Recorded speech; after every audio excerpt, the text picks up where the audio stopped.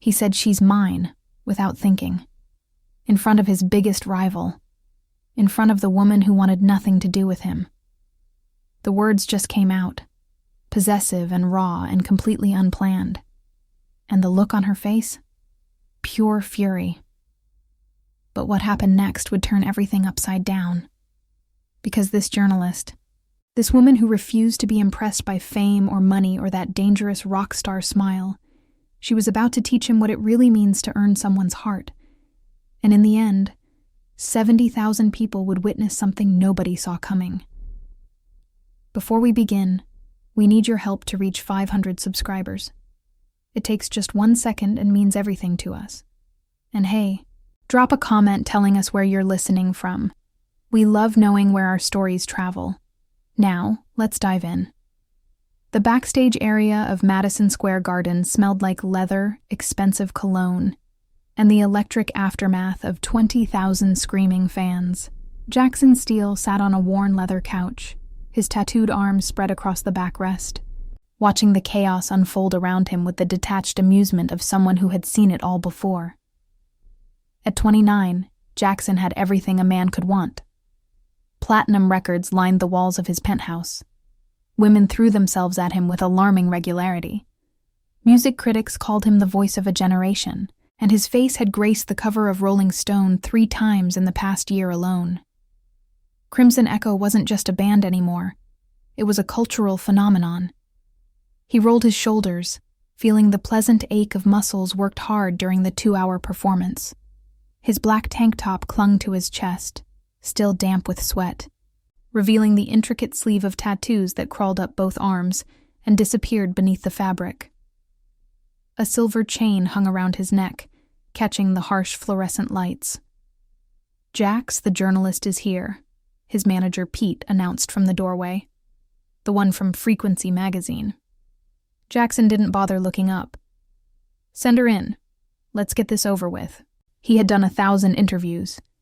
They were all the same. The same questions about his creative process, his love life, his troubled childhood in Detroit. The same women who pretended to care about the music while their eyes wandered to his biceps, his jaw, the dangerous curve of his smile. The door opened, and Jaxon finally lifted his gaze. She walked in like she owned the place. Lily Monroe stood 5'6" in heeled boots, with honey blonde hair pulled back in a messy ponytail and sharp green eyes that swept the room with professional efficiency.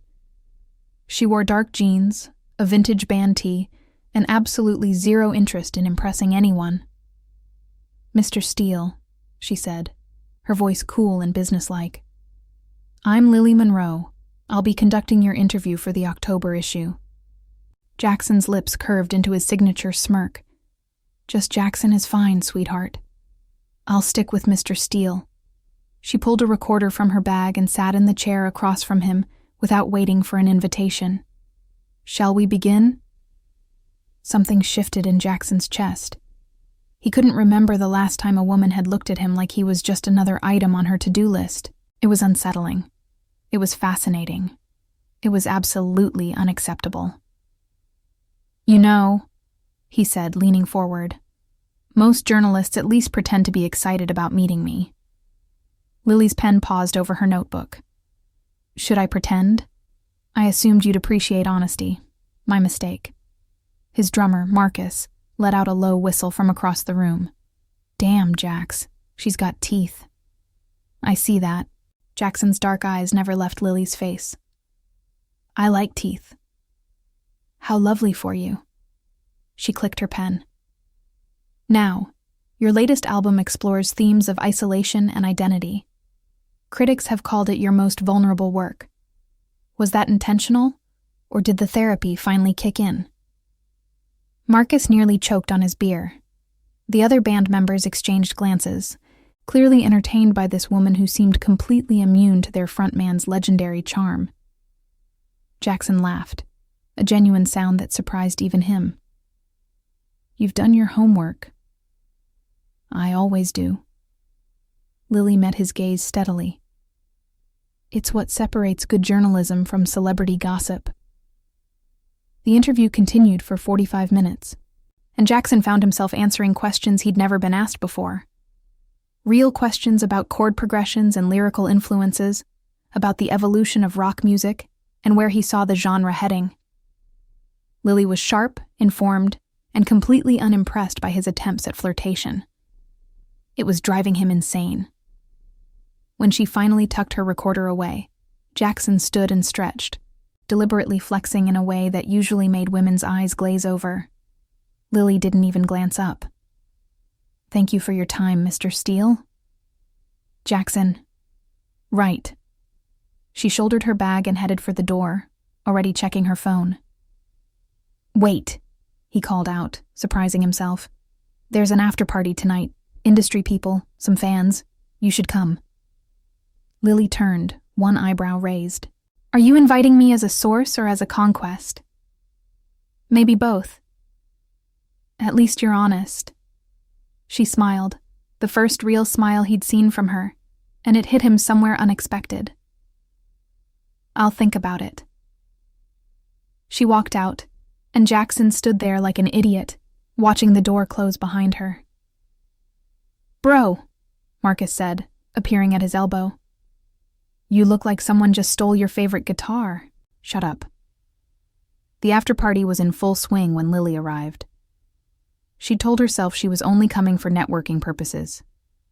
There would be label executives here, potential contacts for future stories. It had nothing to do with the infuriating Rockstar who'd spent their entire interview trying to make her blush. She hadn't blushed. Not once. She was very proud of that fact. The venue was a converted warehouse in Chelsea, all exposed brick and mood lighting. Music pounded from invisible speakers while beautiful people clustered in groups, drinking expensive liquor and pretending to be more important than they were. Lily grabbed a whiskey from the bar and found a quiet corner to observe. She'd been covering the music industry for 6 years now. She knew how these things worked. The politics, the power plays, the carefully constructed images that crumbled the moment you looked too closely. Jaxon Steele was no different. He was probably just another egotistical musician who thought the world owed him something because he could carry a tune. But those answers he'd given during the interview, there had been something real there. Something beneath the swagger and the smirk. Not that it mattered. She was a professional. Well, if it isn't the journalist who wouldn't smile. Lily turned to find Jaxon approaching, a beer in hand, and that dangerous grin on his face. He'd changed into a fresh black t-shirt that stretched across his chest, the fabric doing absolutely nothing to hide the powerful build beneath. His dark hair was artfully messy, and stubble shadowed his sharp jaw. He looked like sin wrapped in leather and tattoo ink. Lily took a deliberate sip of her whiskey. I smiled. Once. It was like seeing a unicorn. Keep dreaming, Steele. Unicorns aren't real. He laughed and stepped closer, close enough that she could smell his cologne. Something woodsy and masculine that made her want to lean in and breathe deeper. She didn't. "You know," he said, his voice dropping to that low register that probably worked on every woman with a pulse. "I've been thinking about our interview. That's concerning. I didn't think you were the reflective type. Ouch." He pressed a hand to his heart dramatically. "You wound me." "I doubt that. Your ego seems pretty bulletproof." His grin widened. "You're really not going to make this easy, are you?" "Make what easy?" Before he could answer, a commotion near the bar drew their attention. A group of men had entered, their presence causing a ripple of tension through the room. Lily recognized them immediately. Viper's Edge, the band that had been Crimson Echo's biggest rival for the past 3 years. Their lead singer, Derek Vance, was a piece of work. All bleached hair and practiced rebellion, with an ego that made Jaxon look humble by comparison. "Great," Jaxon muttered. "Just what I needed." Derek spotted them and made a beeline across the room, his bandmates trailing behind him like a pack of hyenas. His eyes landed on Lily, and his lips curled into an appreciative smirk. "Steele," he said, barely glancing at Jaxon. "Who's your friend?" "None of your business, Vance." Derek ignored him, his gaze traveling slowly down Lily's body in a way that made her skin crawl. "She's hot," he said to his bassist, loud enough for everyone to hear. Something snapped in Jackson's expression. "She's mine." The words came out hard and possessive, cutting through the noise of the party like a blade. Derek's smirk faltered. The people around them fell silent, and Jaxon stood there, jaw tight, looking like he wanted to take the words back, but couldn't figure out how. Lily stared at him. "Excuse me?" Jackson's face went through several expressions in rapid succession. Defiance, panic, something that might have been embarrassment if rock stars were capable of such emotions. "I didn't mean it like that." "Oh, really?" "Because it sounded very much like you just claimed me like a parking spot." Derek let out a nasty laugh. "Trouble in paradise already?" "Shut up, Derek," Jaxon and Lily said simultaneously. Their eyes met. Despite her annoyance, Lily felt her lips twitch. "Look," Jaxon said, running a hand through his hair in frustration. "I was just trying to get him to back off. He's a creep." "And your solution was to declare ownership? What century is this?" "I panicked, okay? I'm not good at this." "At what? Basic human interaction?" "At wanting someone who doesn't want me back." The admission hung in the air between them. Jaxon looked genuinely surprised by his own words, like they'd escaped without permission. Lily felt something shift in her chest, that dangerous softening she'd been fighting since the interview.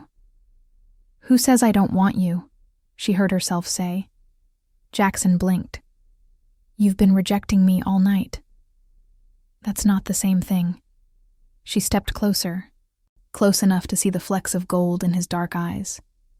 "I don't fall at the feet of arrogant rock stars. That doesn't mean I'm not interested." "You're interested?" "I'm considering it.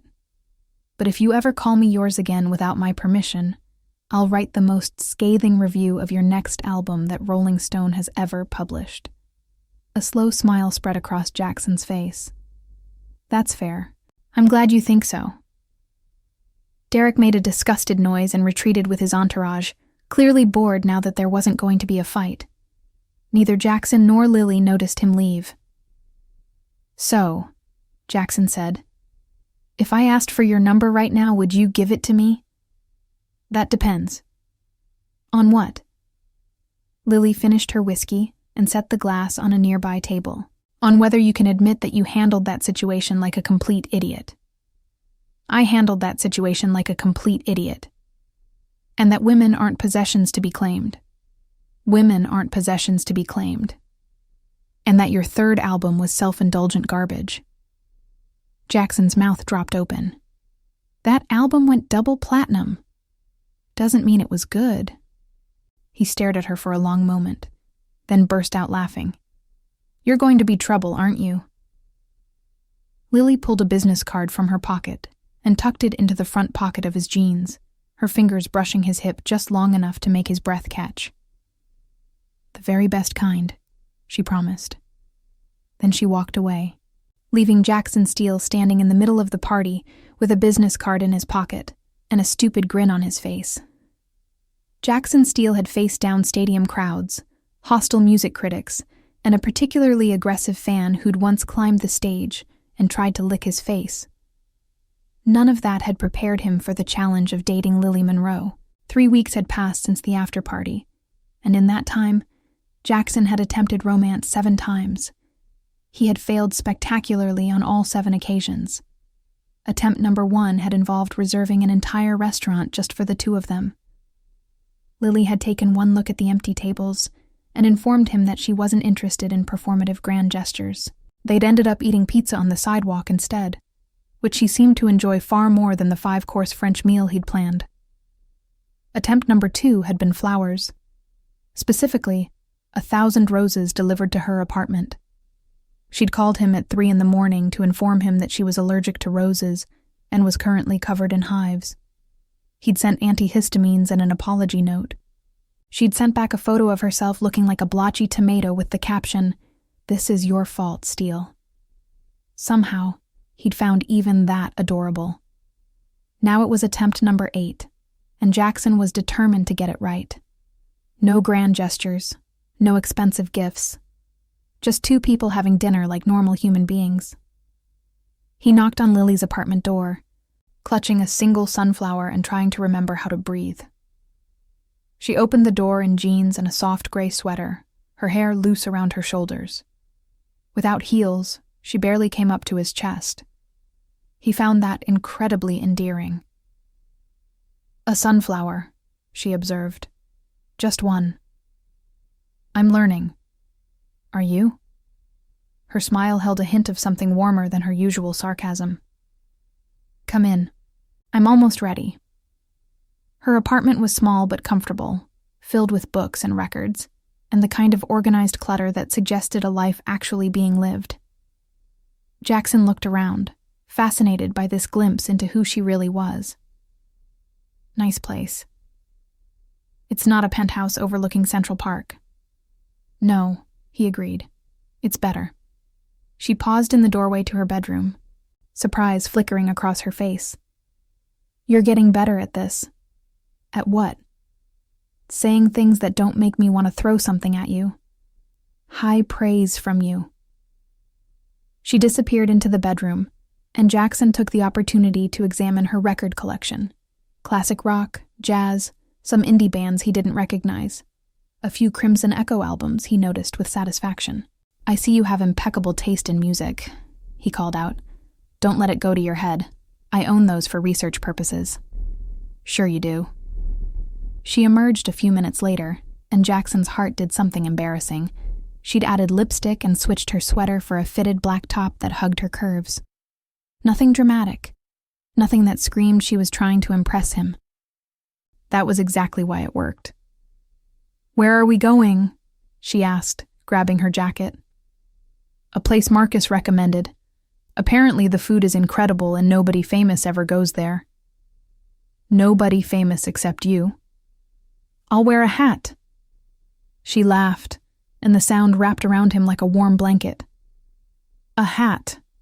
Your disguise is a hat." "It's worked before." "Jaxon, you're 6'3" with more tattoos than a biker gang. A hat isn't fooling anyone." Details. They took a cab downtown, and Jaxon spent the entire ride trying not to stare at the way the city lights played across her face. She was explaining something about a story she was working on, a piece about corruption in the music industry, and he found himself genuinely interested in every word. This was new. This feeling of wanting to listen, wanting to understand. With other women, he'd always been counting down the minutes until he could steer the conversation somewhere more entertaining.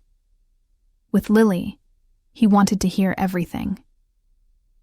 The restaurant was a tiny Italian place tucked between a laundromat and a hardware store. The kind of spot you'd walk past 100 times without noticing. Perfect. "Table for 2, Jaxon told the hostess, under the name Smith. Lily snorted. "Smith? It's a common name. You used the most obvious fake name in existence." I panicked. "You panic a lot for a man who performs in front of thousands of people."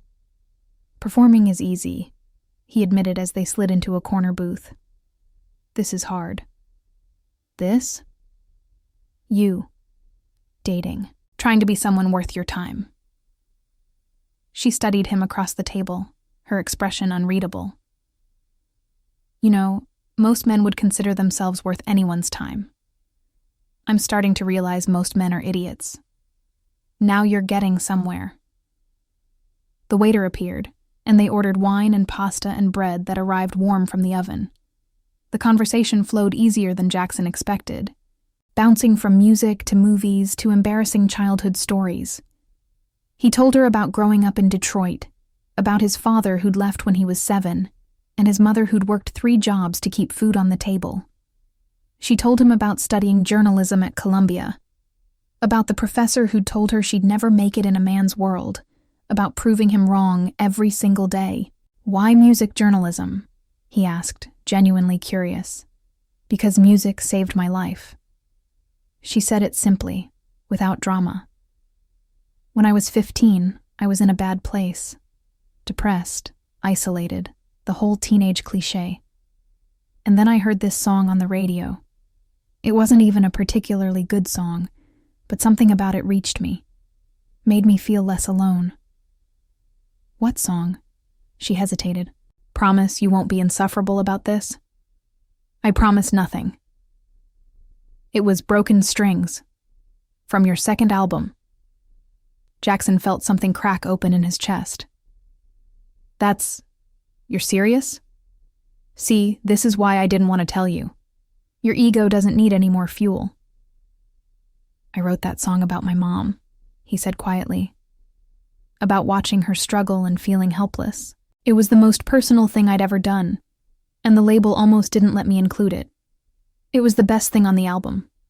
It barely got any radio play. The best things rarely do. She took a sip of her wine. Anyway, that song made me realize that music had power. Real power to change lives and connect people.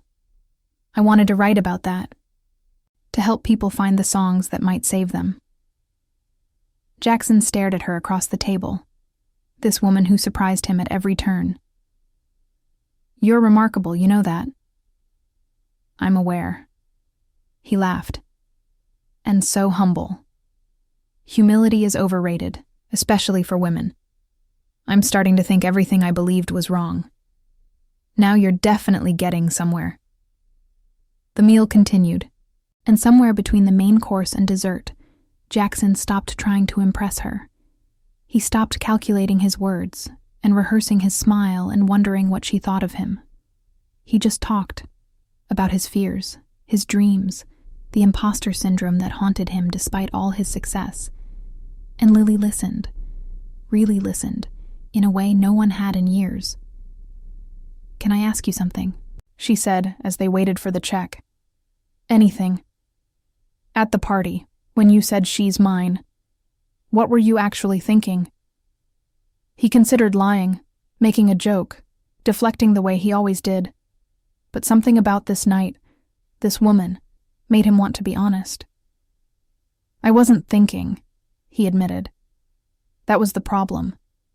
I saw Derek looking at you like you were something to consume. And every protective instinct I had went into overdrive. It came out wrong, but the feeling behind it was real. What feeling? That I wanted to be the one standing next to you. That I'd do stupid things to keep you safe. That somewhere between you insulting my album and calling me an idiot, I started falling for you. Lily's eyes widened. You're falling for me? Spectacularly. It's very inconvenient. Jaxon. I know. It's too fast. You barely tolerate me. I'm a mess of a human being who thought 1,000 Roses was romantic. But I can't seem to stop wanting to be better because of you. For you. She reached across the table and took his hand. Her fingers were warm against his. I didn't barely tolerate you, she said softly. I was terrified of you. Terrified. Of me? Of how you made me feel. I've worked so hard to be taken seriously in this industry, to be seen as more than a pretty face chasing rock stars. And then you showed up with your stupid smile and your stupid muscles and started making me laugh, and I felt like everything I'd built was in danger of crumbling. I would never want to undermine your career. I know that now. She squeezed his hand. I'm starting to think you might actually be a decent person under all that ego. That might be the nicest thing you've ever said to me. Don't get used to it, he grinned. Wouldn't dream of it. They left the restaurant hand in hand, walking through the cool New York evening without any destination in mind. The city buzzed around them, but Jaxon barely noticed. All he could focus on was the woman beside him, and the feeling of possibility stretching out before them. Jaxon. Yeah? You can call me yours, Lily said quietly. If you want to, but only because I'm choosing it, not because you're claiming me. He stopped walking and turned to face her. Really? Really.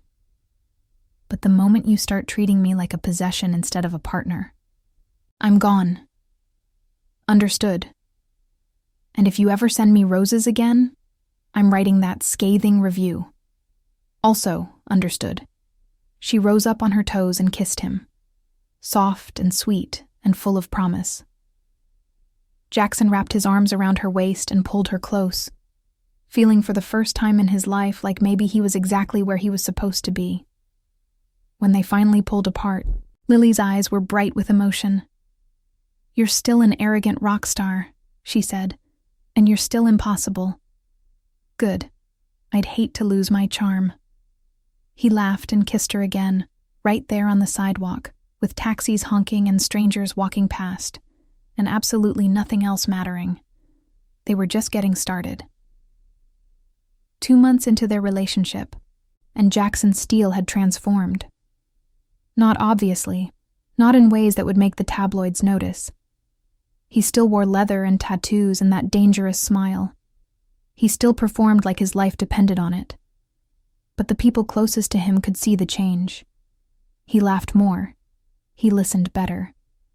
He stopped checking his phone during conversations and started asking questions that had nothing to do with himself. Marcus had pulled him aside after practice last week, concern evident on his face. "Bro, are you dying?" "What? No? Why?" "You just asked about my sister's graduation.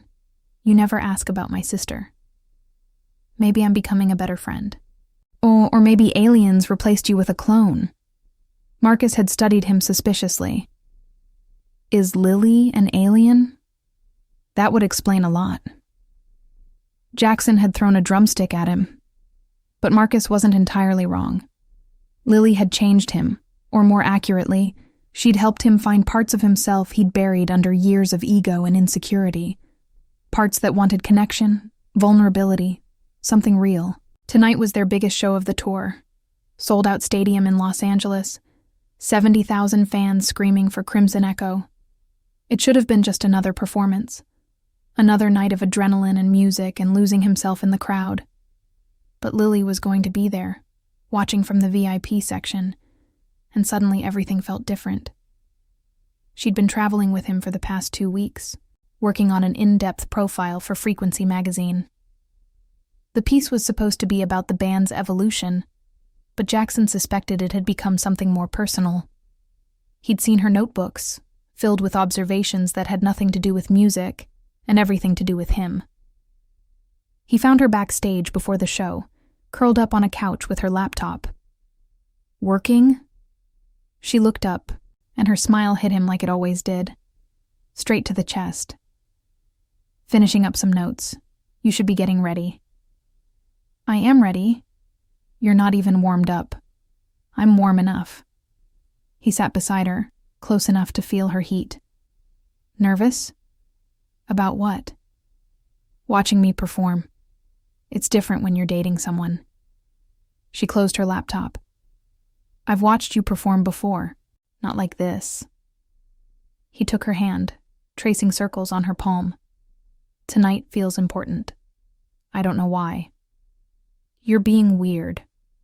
"I'm always weird." "Weirder than usual." She studied his face. "What's going on in that complicated head of yours?" He thought about telling her. About the song he'd written last week. The one he hadn't shown anyone yet. About the speech he'd been rehearsing in his head for days. About the way his heart hammered every time he imagined what her reaction might be. Instead, he kissed her forehead and stood up. "Just come watch. That's all I ask." "I'll be right there."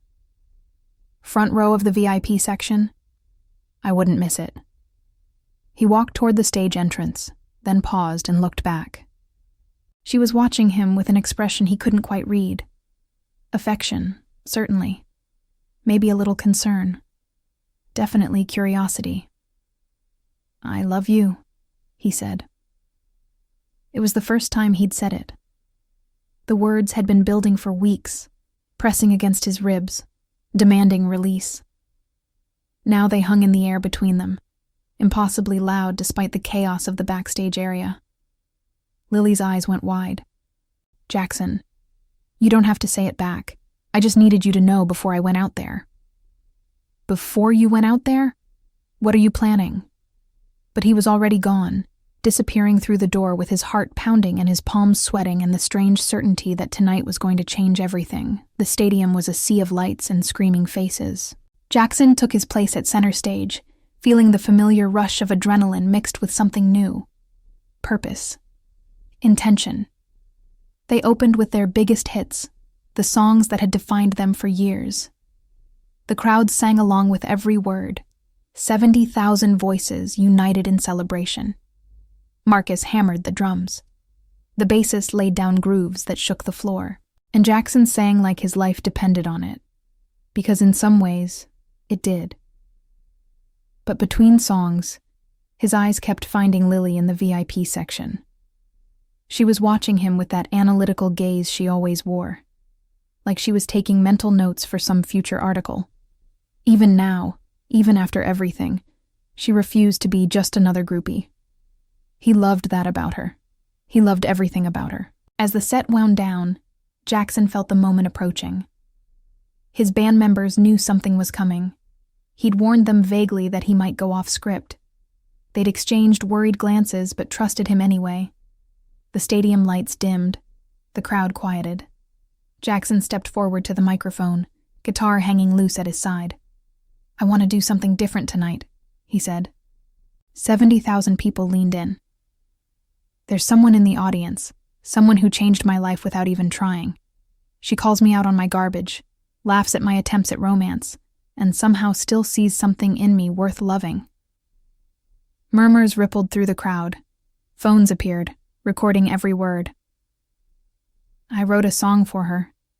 I've never performed it publicly before. But she deserves to hear it like this, in front of everyone, because I want the whole world to know how I feel." He looked directly at the VIP section, at Lily, who had gone completely still, her face illuminated by the distant stage lights. "This is for the only person who doesn't think I'm the coolest guy in the world," he said, "but who makes me want to be a better man." The first chords were soft, just his voice and the acoustic guitar. The song built slowly, layer by layer, telling the story of a man who'd had everything and nothing at the same time, who'd been surrounded by people and still felt alone, who'd given up on finding something real until a woman with sharp eyes and a sharper tongue had walked into his life and refused to be impressed. The lyrics laid him bare. Every insecurity, every hope, every terrifying leap of faith he'd taken by letting her in. It was the most vulnerable thing he'd ever performed, and he sang it with his whole heart, watching Lily's face the entire time. She was crying. Actually crying. Lily Monroe, who he'd never seen shed a tear, had tears streaming down her cheeks. The song ended, and the stadium erupted, but Jaxon barely heard it. He handed his guitar to a roadie and jumped off the stage, something he'd never done before. Security scrambled to keep the path clear as he pushed through the crowd toward the VIP section. Lily met him at the barrier, and he pulled her into his arms right there, in front of 70,000 screaming fans and countless phone cameras. "I love you," he said again. "I should have said it sooner. I should have said it better. But I love you, Lily Monroe, and I don't care who knows it." "You're insane," she managed through her tears. "Absolutely certifiable." "Is that a yes?" "A yes to what? You didn't ask anything." "To everything. To us. To being mine because you choose it, not because I'm claiming you." She grabbed his face and kissed him, hard and fierce and full of everything she'd been holding back. The crowd went wild. Camera flashes exploded like fireworks. And Jaxon Steele, Rockstar, egomaniac, disaster of a human being, felt like he'd finally found exactly where he belonged. When they pulled apart, Lily was laughing through her tears. "I love you too, you ridiculous man." "Say it again." "No. Once is enough for your ego." "Please?" "Fine. I love you." She shook her head in disbelief. "I can't believe you just did that." believe it. He grinned, that familiar, cocky smile now tempered with something softer. I'm going to be doing embarrassing public declarations for the rest of our lives. The rest of our lives? If you'll have me. She pretended to consider it. I suppose someone needs to keep your ego in check. Is that a yes? It's a probably. But she was smiling, that rare full smile that made his heart do backflips. Now get back on stage. You have a show to finish. Come with me. What? Come on stage. Finish the show with me. Jaxon, I'm not a performer. You don't have to perform. Just stand there. Let me look at you while I sing. She stared at him like he'd lost his mind, which, to be fair, he probably had. Please, he added. I want the world to see the woman who made me this happy. Lily bit her lip, clearly wrestling with herself. Then she laughed, that beautiful sound that had become his favorite thing in the world. Fine, but if I trip on a wire and faceplant, I'm never forgiving you. He helped her over the barrier and led her through the crowd, security clearing a path. The stadium buzzed with excitement, everyone wondering who this woman was and why their Rockstar idol was looking at her like she'd hung the moon. On stage, with the lights blazing and the crowd roaring, Jaxon pulled Lily close. Ready? Absolutely not. Perfect. The band launched into their final number, and Jaxon sang it to her. Every note, every word, every beat of his heart. Lily stood at the edge of the stage looking overwhelmed and terrified, and happier than he'd ever seen her. When the song ended, he dipped her into a dramatic kiss that sent the audience into a frenzy. She came up laughing, swatting at his chest, but her eyes were shining. You're impossible, she said. You love it. Unfortunately. They walked off stage together, hand in hand, leaving 70,000 people behind to cheer and speculate and post their videos to social media.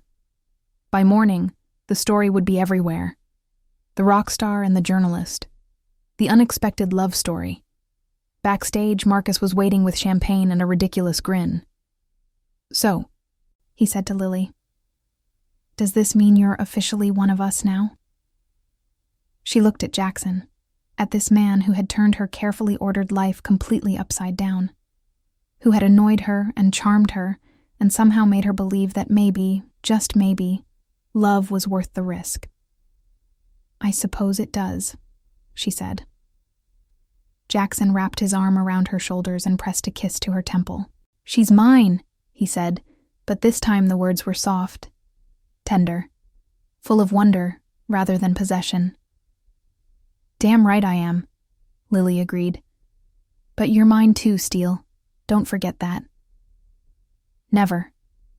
And standing there in the chaos of the backstage area, surrounded by friends and music and the electric aftermath of the show, they both knew they'd found something rare, something real, the kind of love that songs were written about.